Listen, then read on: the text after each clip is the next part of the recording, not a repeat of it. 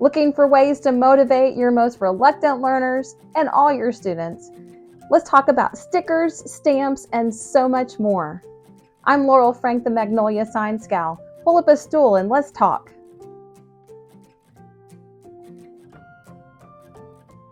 We know that you have a wide variety of students, and before I share any of my strategies, I need to point out that you know your students better than I do.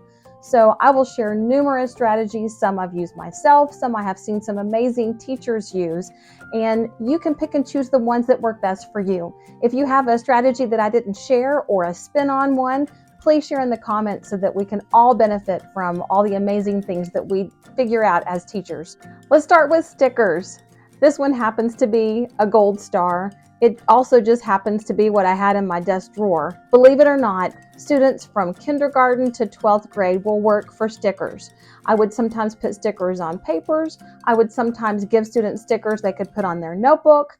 I had kiddos that wanted to wear them on their hands. Another that is very similar to the stickers is stamps. And the thing I love about stamps is that they are ever reusable. So as long as you have some ink in your stamp pad, you can use these. Once again, I would use them to stamp paper sometimes just to show that it was complete. Yes, I would sometimes stamp kiddos' hands, but you need to be a little careful, especially with your younger learners, because sometimes they get home and parents might be disappointed that they have stamps on their hands. Flags I would use to flag my favorite. So if I had students turn in a lab write-up, something that requires some creativity, I would flag my favorite part. And I would usually, as I was checking work, would flag that favorite before that actual assignment was graded, so that kids had a chance to know where is it that their work is really shining. And if it doesn't have a flag, maybe I could go back and look to see if there's something I could do to improve. Another is writing notes. This happens to be on some sticky notes that are shaped like a heart.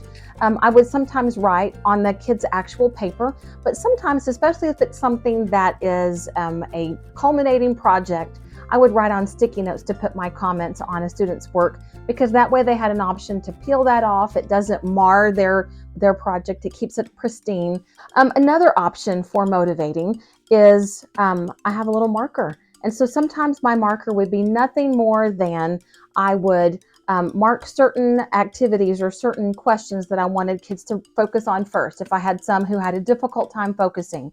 Or sometimes I would stop by and use my marker and then mark maybe a fourth of the way down their paper and say, by the next time I make a round around the room, I'd like you to be able to get to that spot. So something as simple as a marker, I can make a big impact on my students like that. Another thing for motivating, I didn't grade in red. And I know that some people feel very passionate about that. I graded in purple or green, almost exclusively. I still get a chance to provide feedback to my students, but even at a very young age, red sometimes becomes a little bit aggressive. Make your comments to your students feel a little bit more collegial and a little bit less gotcha. One of my favorite free rewards for students is allowing them to be the first out of the classroom. So if I had a kiddo who was working really hard, my reward for them might be, you go stand by the door, and as soon as dismissal time happens, if it's a particular time or if there's a bell that rings, you get to be the first out in the hallway, and you would be surprised what a motivating factor that could be. So you pick the one that works for you, because you know your students and you know that you can make a difference. Thanks so much for joining me.